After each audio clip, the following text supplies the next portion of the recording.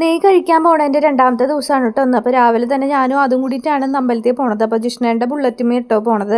ഇതുമേ ആകുമ്പോൾ എനിക്ക് ഇരുന്ന് പോകാനായിട്ട് സുഖമാണ്. അപ്പോൾ അതിൻ്റെ ബൈക്ക് ജിഷ്ണേൻ്റെ കൊടുത്തിരിക്കുകയാണ്. അപ്പോൾ നമ്മളിതേ അമ്പലത്തിൽ എത്തിയിട്ടുണ്ട്.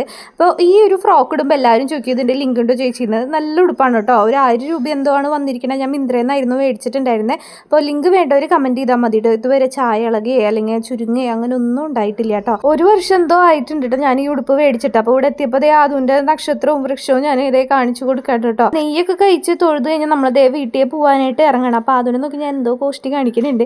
വീട്ടിലെത്തിയിട്ട് ഞാൻ കുറച്ച് 2-3 ദിവസമായി ഈ പരിപാടി തുടങ്ങിയിട്ട് ഉണ്ണിയുടെ അനങ്ങണത് ക്യാപ്ചർ ചെയ്യാമെന്ന് വെച്ചിട്ട്.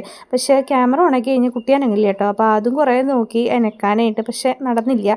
അവസാനം പിന്നെ ഞാൻ പോയി ഡ്രസ്സൊക്കെ മാറിയിട്ടിട്ട് കുറച്ച് പാത്രങ്ങളൊക്കെ ഉണ്ടായിരുന്നു കഴുകാനായിട്ട്. അതൊക്കെ ഇത് കഴുകി വെക്കാനായിട്ടോ. കൂട്ടത്തിൽ ഇത് അവിടെ ഒരു മാങ്ങ വീഴുന്ന സൗണ്ട് കേട്ടിട്ടാണ് കേട്ടോ ഞാൻ പുറത്തേക്ക് നോക്കണ്ടായിരുന്നത്.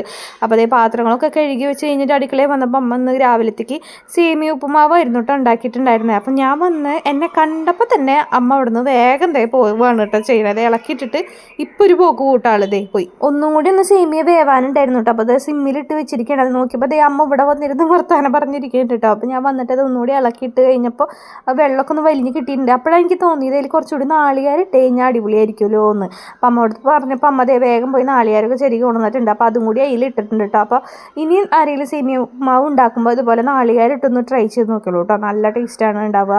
നല്ല രസമാണ് കേട്ടോ തിന്നാനായിട്ട്. അപ്പോൾ ഞങ്ങൾ രണ്ടാളും കൂടിയിട്ട് കഴിക്കാനായിട്ട് ഇരിക്കണം. അമ്മ രാവിലെ സേമിയ ഉപ്പുമാവ് അങ്ങനെ ഒന്നും കഴിക്കാറില്ല. കഞ്ഞി അല്ലെങ്കിൽ ചോറ് എന്തെങ്കിലും കേട്ടോ കഴിക്കാറ്. അപ്പോൾ ഞങ്ങളാണ് ഇതുപോലെ ബ്രേക്ക്ഫാസ്റ്റ് ആയിട്ട് കഴിക്കാറുള്ളത്. അപ്പോൾ അത് കഴിഞ്ഞപ്പോൾ കുറച്ച് തുണികളൊക്കെ വാഷിംഗ് മെഷീനിൽ ഇട്ടിട്ടുണ്ടായിരുന്നു. അപ്പോൾ അത് തോരിടാനായിട്ട് അത് മുകളിൽ കയറിയിട്ടുണ്ട് കേട്ടോ.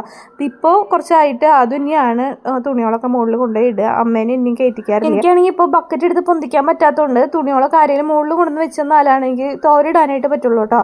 അപ്പോൾ ഉച്ചയായപ്പോൾ നമ്മൾ ഫ്രൈഡ് റൈസും അതേപോലെ ചില്ലി ഗോപിയും കറിയും വെച്ചിട്ടുണ്ടായിരുന്നു. അതും ചിക്കൻ കറിയും ചോറാട്ടോ കഴിക്കണത്. ഞാൻ ഫ്രൈഡ് റൈസും ചില്ലി ഗോപിയാണ് കഴിക്കണത്. അപ്പോൾ ഇന്നത്തെ വീഡിയോ ഇത്രയുള്ളൂ കേട്ടോ. അപ്പോൾ അടുത്ത വീഡിയോ ആയിട്ട് നമുക്ക് നാളെ കാണാം.